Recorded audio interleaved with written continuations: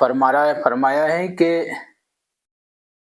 ولی یعنی کہ عارف اور محبت میں کامل، اور حق محبت میں حق میں، بعد عارف کا کمال درجہ.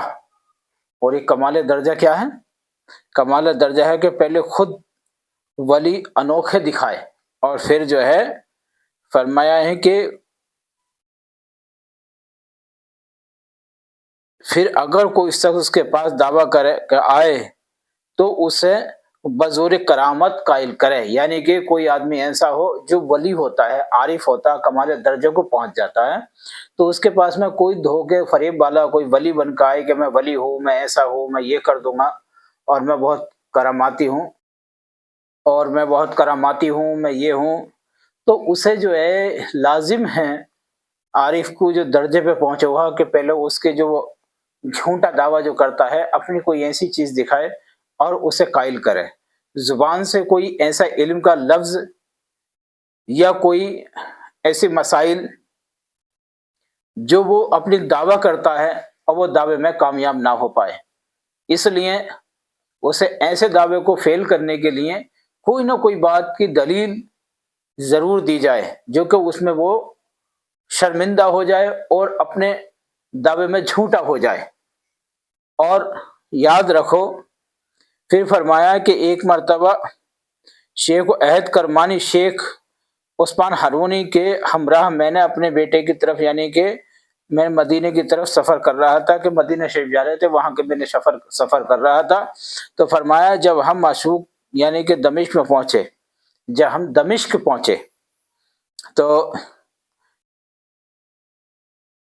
وہاں پر مسجد کے سامنے 12,000 انبیاء کے روزے دیکھے. او ماشاء اللہ، جب وہاں سفر کیے تو 12,000 انبیاء کے روزے دیکھے جہاں پر لوگوں کی حاجتیں پوری ہوتی ہیں. ایسے روزے دیکھے انبیاء کے، 12,000 انبیاء کے روزے دیکھنے کے بعد میں وہاں پر لوگ پہنچتے ہیں تو لوگوں کی اپنی جو دعائیں مانگتے ہیں ان کی دعائیں پوری ہوتی ہیں، ان کی حاجتیں پوری ہوتی ہیں. ہم نے انبیاء کی زیارت کی، آپ فرماتی کہ ہم نے بھی انبیاء کی زیارت کی اور وہاں کے بزرگ کو دریافت کیا کہ یہاں پہ کوئی بزرگ ہیں. چنانچہ ایک روزوں میں شیخ عہد کرمانی اور شیخ عثمان ہارونی کے ہمراہ ایک بزرگ واصل حق اور درویش محمد عارف نامی کو دمشق کی مسجد میں دیکھا. جس نام کے بزرگ تھے جو درویش تھے انہیں دیکھا تو چند درویش کہ یعنی کہ چند درویش اس کے پاس بیٹھے تھے. جیسے ایسے درویش کو میں نے دیکھا کہ باقی کامل ولی ہے اور اچھا آدمی ہے اور درویش ہے، تو چند درویش جو تھے ان کے پاس میں بیٹھے تھے اور بات اس بارے میں ہو رہی تھی کہ جو شخص کسی چیز کا دعویٰ کرے جب تک وہ لوگوں میں اس کا اظہار نہ کرے وہ کب معلوم ہو سکتے ہیں. الغرض ایک آدمی محمد عارف ہے اور بحث کر رہا تھا اور محمد عارف کہتا ہے کہ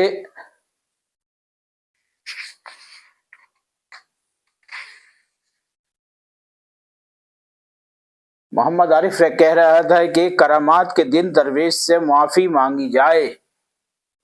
کرامات یعنی کہ قیامت کے دن درویش سے معافی مانگی جائے اور دولت مند سے حساب کتاب کیا جائے گا. اس شخص کو یہ ناگوار گزرا، پوچھا کہ کس کتاب میں لکھا ہے، تو خواجہ محمد عارف کو کتاب کا نام یاد نہ تھا. کچھ دیر بعد مراقبہ کر کے نام بتایا. اس شخص نے کہا جب تک مجھے نہ دکھاؤ گے میں نہیں مانوں گا. ایک درویش نے کہا جب تک وہ کتاب نہیں دکھاؤ گے جب تک میں نہیں مانوں گا، آپ چاہے مجھے اپنی کتابوں کی یا ویسی بولنے کی کتنی دلیل دے دیں. سر اٹھا کر کہا پھر اس درویش نے، جو بندگان خدا کو صحیفہ دکھایا ہے اس کے سرد کے سامنے رکھ اور تاکہ وہ دیکھ لے. فرشتے کو حکم ہوا کہ وہ کتاب جس میں یہ بات لکھی ہوئی تھی اسے دکھائیں. اس نے سر اٹھا کر دیکھا اور نظر اٹھائی تو کیا دیکھتا ہے کہ قدموں میں گر پڑا. وہ یعنی کہ انہوں نے اپنی بات دلیل دی، کتاب بھی بتائی، لیکن اس درویش نے نہ مانا اور دلیل پیش کرتا گیا اور حجت پیش کرتا گیا کہ جب تک میں نہیں مانوں گا جناب، جب تک کسی کتاب کا نام نہیں سن لو. جب کتاب کا نام بتایا تو کہ میں جب تک کتاب کو دیکھ نہ لوں جب تک یہ میں نہیں ماننے والا ہوں. پھر آپ نے اللہ کا نام لے کے دعا کی تو فرشتے کو حکم ہوا جاؤ وہ کتاب دکھا دو جن کا وہ جو درویش ہے وہ جو بار بار کہنے کی دلیل دے رہے ہیں کہ میں کتاب دیکھوں گا، میں ثبوت دیکھوں گا، تو جاؤ دکھا دو. جب اوپر سر اٹھا کے دیکھا، اور جب اوپر سر اٹھا کے دیکھا تو ماشاء اللہ اس کتاب میں لکھا ہوا تھا، اور بس اتنا ہی دیکھا تو کہ قدموں پہ گر گیا. وہ درویش جو تھا قدموں پہ گر گیا اور کہا دیکھو یہ ہیں خدا کے مرد. پھر یہ آپ کی جو ہے وہ دلیل و گواہی دینے لگا، بے شک یہ آپ کے مرد ہیں، یہ خدا کے مرد ہیں، بے شک یہ لوگ ہیں کراماتی. اور پھر گفتگو ہونے لگی اور اس بارے میں کہ شروع ہوئی کہ جو شخص اس مجلس میں سے وہ اپنی کرامت دکھائے. یہ سنتے ہی خواجہ عثمان ہارونی نے فوراً مسلح کے نیچے ہاتھ ڈالا اور میٹھی مٹھی بھر کر اشرفیہ نکال دکھا. لوگوں نے کیا کہ ہم ایسا ہے کہ بات چلنے لگی اور چلتے چلتے بولے کہ ایسا ہے کہ ایسا کوئی شخص ہے کہ یہاں پہ اپنی کوئی کرامات دکھا دے، اور ہم دیکھیں گے کہ ایسا کوئی شخص ہے تو کرامات دکھانے والا ہے، ایسا کون شخص ہے، ہمیں دکھائیے کوئی شخص ہو تو یہ بات سنتے ہی حضرت عثمان رحمۃ اللہ علیہ نے اپنے مسلح کے نیچے سے ہاتھ ڈالا اور یا ڈالنے کے بعد میں تمام اشرفیہ نکالی. تو ایک درویش موجود تھا، اسے دیکھ کر فرمایا کہ درویشوں کے لیے یعنی کہ حلوے جب تک یہ کرامت دکھائی تو شیخ احد نے پاس پڑی ہوئی لکڑی پر ہاتھ مار کر حکم الہی سے وہ لکڑی سونے کی بن. بے شک آپ یہ دیکھیے، اور پیچھے رہ گئے. میں اپنے پیر کی وجہ سے کوئی بات ظاہر نہیں کر سکتا تھا. شیخ عثمانی ہارونی نے میری طرف مخاطب ہو کر فرمایا کہ تم کیوں نہیں کہتے، کچھ کیوں نہیں کہتے؟ وہاں ایک بھونکا درویش تھا جو شرم کے مارے سوال نہیں کر سکتا تھا.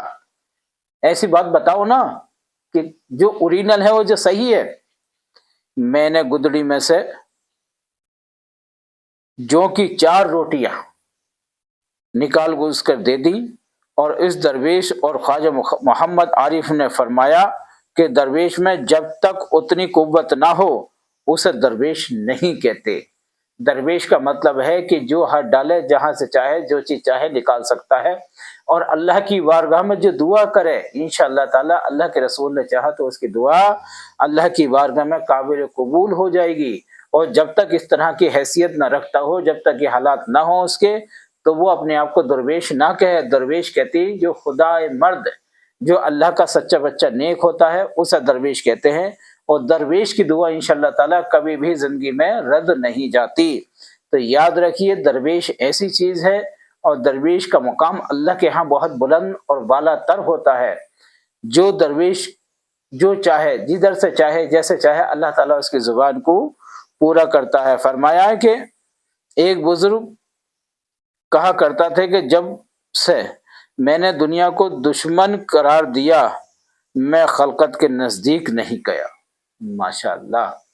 ہم نے فرمایا کہ ایک ایسا شخص تھا، ایک درویش تھا کہ اس نے دنیا کو اپنا دشمن سمجھ لیا، اور دشمن سمجھنے کے لیے کسی کے پاس بھی نہیں گیا، خدا کو خلقت پر ترجیح دے دی، دنیا کو چھوڑ دی، دنیا کو ترک کر دیا، اور اللہ کو اپنی طرف ترجیح دے دی اور اللہ کو اپنی طرف شامل کر لیا، اللہ کی یاد میں مشغول ہو گئے اور عبادت الہی میں اپنے غرق ہو گئے. اور مجھ پر محبت نے اس قدر غلبہ کیا کہ میں اپنے وجود کو بھی دشمن سمجھنے لگا، اور اس طرح اللہ کی رحمت میں اللہ کی یاد میں اس طرح مشغول ہو گیا کہ مجھے اپنی زندگی بھی بری لگنے لگی، اپنا جسم اپنی سانسیں بھی بری لگنے لگی، صرف اور صرف اللہ کی عبادت اور ریاضت اچھی لگتی تھی. اور اسی کا کرشمہ تھا، اسی کے کرشمے نے مجھے پائے تکمیل تک پہنچایا اور ایک کامل ولی کا درجہ عطا فرما دیا، اور زندگی اور موت کے درمیان ہاتھ اٹھا لیا. صرف حق تعالی کی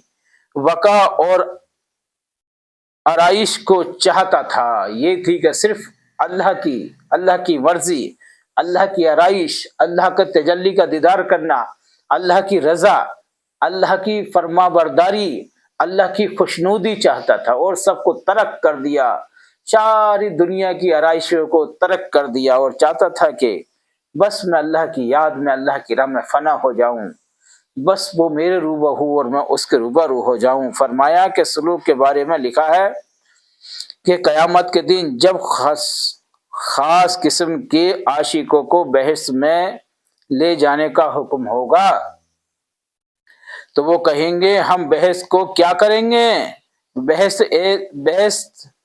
اسے دے جس نے بحث کے لالچ میں تیری یعنی کہ عبادت کی تھی، پرستش کی تھی۔ پھر خواجہ صاحب نے فرمایا ہے کہ جب اپنا دیدار کی کسی شخص کو دیا جائے تو وہ پھر بحث کو کیا کرے گا؟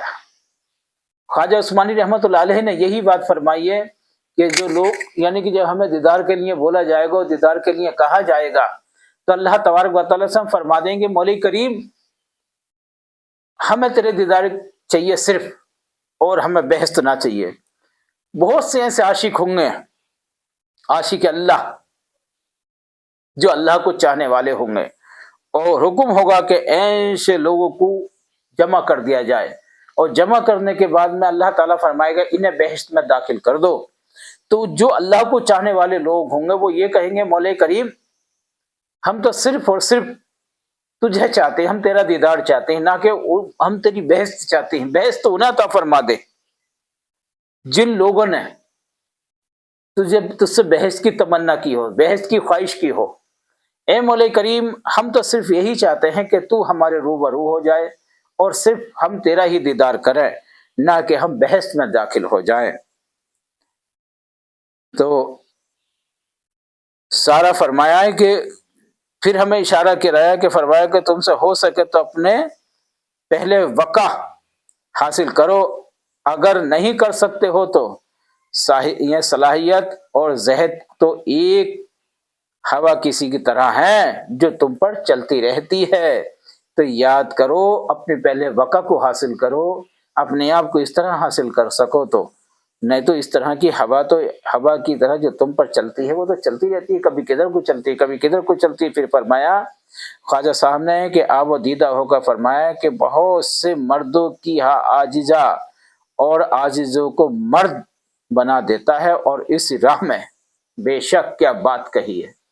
اور ارشاد فرمایا پھر اسی بارے میں فرمایا کہ گناہ تمہیں اتنا نقصان پہنچا سکتا ہے جتنا مسلمان بھائی کو خود خوار کرنا اور اس کی بے عزتی کرنا۔